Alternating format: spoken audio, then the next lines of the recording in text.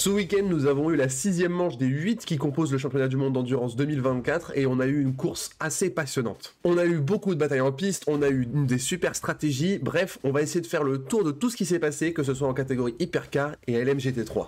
Vous êtes prêts? C'est parti!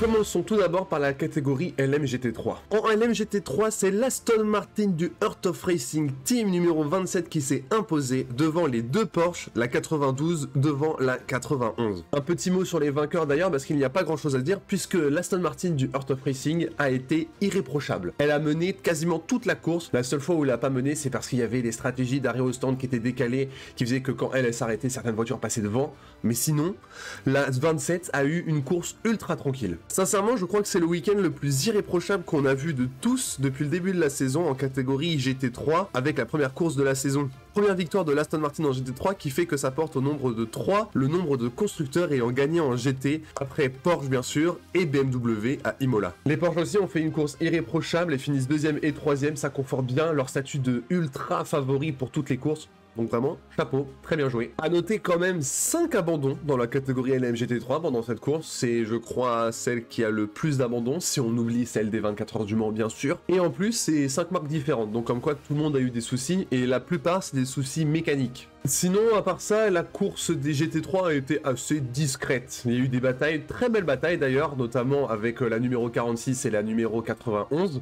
Mais il y a une action sur laquelle j'aimerais revenir, c'est celle des Iron Dames. Lors d'une bataille pour une place sur le podium, l'Iron Dames, piloté alors par Rael Frey, prend beaucoup trop l'intérieur et rentre dans la Corvette avec qui elle était en lutte. L'action est totalement fautive d'Iron Dames, c'est rare que l'Iron Dames fasse une erreur d'ailleurs. Ça leur a coûté la course puisqu'elles ont dû avoir des réparations, tout comme la Corvette qui malheureusement a dû abandonner. Après, je ne pense pas que ce soit à cause de cet accident, mais quand même, l'Iron Dames avait une bonne place sur le podium qui était complètement possible et malheureusement, elles finissent 13e de la catégorie, dernière classée à 4 tours des leaders. Sinon, oui, bonne course en ensemble de la plupart des GT, ça a été assez discret, les écarts se sont assez créés assez vite au sein de la catégorie, mais on a quand même eu une assez bonne course, notamment grâce à beaucoup de batailles. Quand on regarde le classement, c'est logiquement toujours la Porsche numéro 92 du Pure X Racing qui est en tête avec 28 points d'avance sur la numéro 91. Seules 4 voitures peuvent réellement prétendre à la victoire au championnat du monde à la fin. Ce sont les 4 premières, car toutes les autres ne peuvent pas marquer assez de points à la fin des 2 manches de la saison. La numéro 27, elle qui a bien remonté, se rapproche totalement de la 3e place, voire même elle est qu'à seulement 9 points de la 2e. Donc est-ce qu'une 2e place pour Aston Martin est possible? Oui, mais il va falloir se donner beaucoup de mal. Passons maintenant au clou du spectacle, la catégorie Hypercar. En Hypercar, c'est la numéro 83 de la F-Corse, la Ferrari privée qui s'est imposée devant la Toyota numéro 7 et la Ferrari numéro 50. Grâce à la victoire de la numéro 83, on a eu un nombre de premières fois dans l'histoire du WEC qui est assez violent. Première fois que 6 voitures s'imposent dans le championnat du WEC. Première fois que 6 voitures différentes s'imposent dans les 6 premières manches de la saison.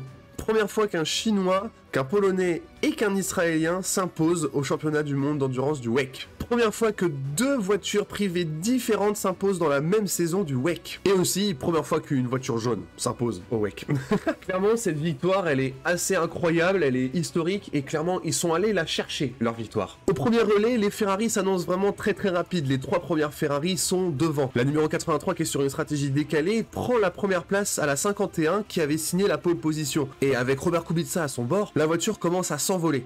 Mais vraiment s'envoler. Ensuite, la numéro 51 a eu des problèmes techniques et malheureusement a dû abandonner. Après ça, la numéro 83 déroule, mais se fait rattraper par la Toyota numéro 7, qui la double à 2 heures du but. Puis la Toyota numéro 7 commence à s'envoler, elle commence à avoir pas mal d'avance. Et on se dit que la Toyota numéro 7 va gagner cette course avec quand même une 2e place très belle de la Ferrari numéro 83. Mais très proche du but, la Peugeot numéro 94 abandonne, à la suite de la grande épingle qui est à l'opposé de la ligne droite des stands. Et drapeau jaune. Sauf que Kamui Kobayashi, alors de la Toyota numéro 7, à l'annonce des drapeaux jaunes et à son premier passage, n'a pas du tout ralenti et a totalement attaqué à côté du drapeau jaune. Et à côté de la Peugeot qui est vraiment juste sur la piste quoi. Du coup, la Toyota numéro 7 s'est vue écoper d'un drive-through en pénalité, ce qui fait que la numéro 83 est repassée devant. L'écart à la fin de la course est d'à peine 2 secondes. Oui, sans le drive-through, la Ferrari numéro 83 n'aurait jamais gagné, c'est vrai. Mais si Kamui Kobayashi a été pénalisé, c'est vraiment parce que ça a été le seul à ne pas avoir ralenti.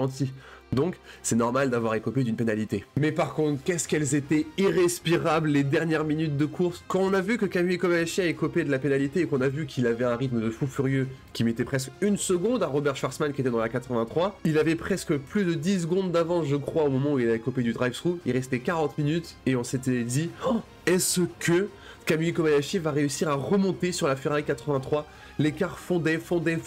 Vraiment, c'était irrespirable. C'était génial comme course. En troisième place, on retrouve donc la Ferrari numéro 50, qui a fait une bonne course, mais discrète. En quatrième place, on a la Cadillac numéro 2, quand même, qui a fait une course très bonne. Et en cinquième place, nous avons l'Alpine numéro 35, qui a fait une course fabuleuse, clairement. Déjà, elle s'est qualifiée quatrième, donc elle a fait une énorme qualif. Et après, elle a fait une course sans erreur. C'était vraiment très beau à voir. Lamborghini a été quasiment transparent pendant toute la course, tout comme Peugeot a été transparent. Donc là, c'est bon, on a été habitué. Mais par contre, j'aimerais aussi avoir un petit mot sur Isotta Fraschini. Isotta Fraschini a dû arrêter son programme du WEC pour des raisons financières. C'est vraiment dommage. J'aimerais bien faire une vidéo, je pense, sur le cas Isotta, Glickenhaus et Van Wall, les petits en hypercar, pour savoir est-ce que vraiment ces voitures-là ont leur place dans ce championnat. Mais dommage pour ce programme qui était très prometteur, bien plus que la Van Wall, mais pas encore au niveau de Glickenhaus. Mais ils ont fait une course sans erreur au Mans, par exemple. Ils ont beaucoup eu de problèmes techniques quand même sur les autres courses. C'est vraiment dommage. Il nous reste encore 3 sujets à voir en hypercar et on va commencer par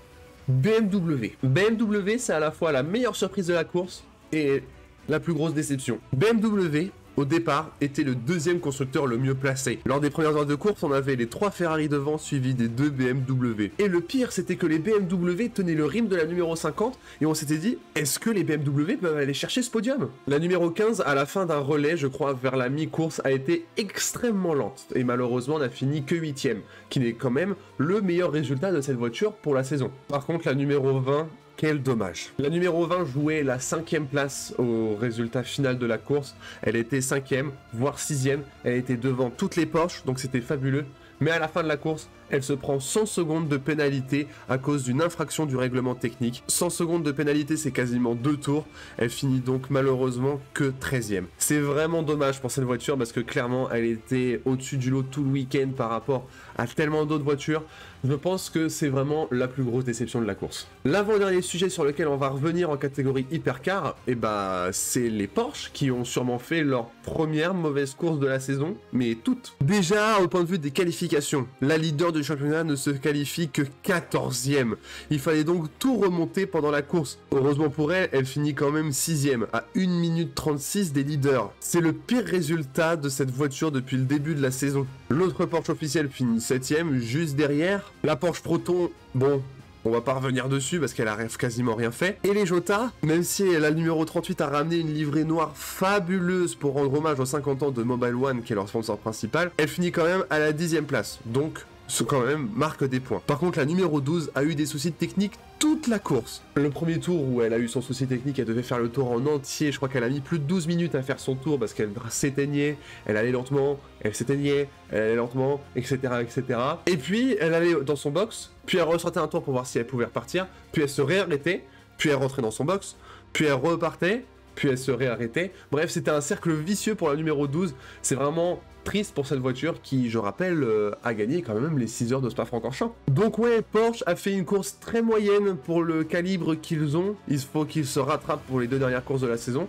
parce qu'au championnat, ils se font rattraper. Le dernier sujet sur lequel j'aimerais revenir, c'est la Toyota numéro 8. La Toyota numéro 8 finit dernière des voitures classées de cette course, elle finit 15ème et il s'est passé beaucoup de choses pour cette voiture. Déjà, elle se qualifie très loin derrière, elle se qualifie quand même 12ème, donc elle a dû faire une petite remontée pour essayer de jouer quelque chose. Et au dernier stint, quand Sébastien Buemi rentre dans la voiture, il reste 2 heures de course et elle rentre pour un tour de chauffe de pneus, ça veut dire qu'elle est beaucoup plus lente. La Porsche numéro 6, qui elle, ça faisait longtemps qu'elle était revenue, commence à la dépasser. Mais Sébastien Buemi tente de se défendre et plaque complètement la Porsche numéro 6, limite la sort de la piste et il y a contact entre les deux voitures. La Porsche numéro 6, elle n'a rien, mais par contre, Sébastien Buemi a une crevaison. La voiture doit re-rentrer dans son stand, doit donc changer des pneus, qui fait qu'elle perd beaucoup de temps, et derrière, elle se prend une pénalité qui fait qu'elle est vraiment loin derrière. La Toyota numéro 8 se prend donc un stop and go de 30 secondes, c'est mérité, clairement, l'action était vraiment dangereuse, elle aurait pu être encore plus dramatique que ce qu'il y a eu. Donc oui, la pénalité est complètement méritée. Et en plus de ça, un peu plus tard dans la course, la voiture a un drive-through à faire puisqu'elle ne respectait pas les drapeaux bleus. Donc clairement, ça a été une course carnage pour la numéro 8, course à oublier. Pour conclure, on a eu une course fabuleuse en hypercar, clairement. On a eu des rebondissements, des batailles dans tous les sens.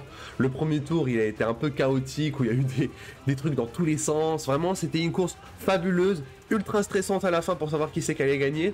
Donc ouais, chapeau bas, on a encore eu une course fabuleuse au WEC, c'est vraiment un truc de fou. Au point de vue des classements, c'est toujours la Porsche numéro 6 qui est en tête du championnat, mais cette fois-ci, 12 points seulement de la Toyota numéro 7 et de la Ferrari numéro 50 qui collent au classement, suivi après de l'autre Porsche et de l'autre Toyota, qui sont les deux dernières voitures à pouvoir prétendre encore au titre en catégorie hypercar. Sinon, à part ça, la Cadillac numéro 2, suite à sa 4ème place, remonte, tout comme la Ferrari numéro 83. Les deux voitures prennent la 7ème et 8ème place du championnat. Contre, du point de vue constructeur, c'est Toyota qui prend la tête devant Porsche et Ferrari, car oui, je rappelle que la numéro 83 ne compte pas dans le championnat des constructeurs. Derrière, par contre, c'est serré pour savoir qui va finir 4ème du championnat, même si Cadillac, s'ils sont beaucoup plus réguliers, devrait la prendre assez largement. À la Coupe du Monde des équipes, c'est toujours la Porsche numéro 12 qui est devant, mais la numéro 83 est passée 2ème, mais entre les trois autres voitures, hormis la 12, c'est ultra serré. Voilà, j'ai terminé cette review de la course du Lone Star Le Mans. J'espère que vous avez passé un bon moment aussi devant cette course. D'ailleurs, cette course, on l'a regardée en direct live en entière sur YouTube, et je risque de faire ça pas pour Fuji, qui est dans 2 semaines d'ailleurs, donc ça va arriver assez vite, mais pour la dernière course du championnat à Bahreïn. J'espère que vous aimez autant que moi la saison 2024 du WEC, parce que moi je la trouve fabuleuse. Est-ce que à Fuji, on va enfin avoir une voiture qui va gagner 2 fois? Est-ce que Porsche va se ressaisir et va rechercher une victoire? Bref, il y a beaucoup d'interrogations, on ne sait pas du tout ce qui va se passer. Et il y a aussi une autre question, est-ce qu'on va voir dès Fuji le titre pour la numéro 92 du Pure RX Racing en GT3? En vrai, c'est largement possible. Bref, rendez-vous le week-end prochain, donc le week-end du 14 au 15 septembre, pour les 6 heures de Fuji. La bise!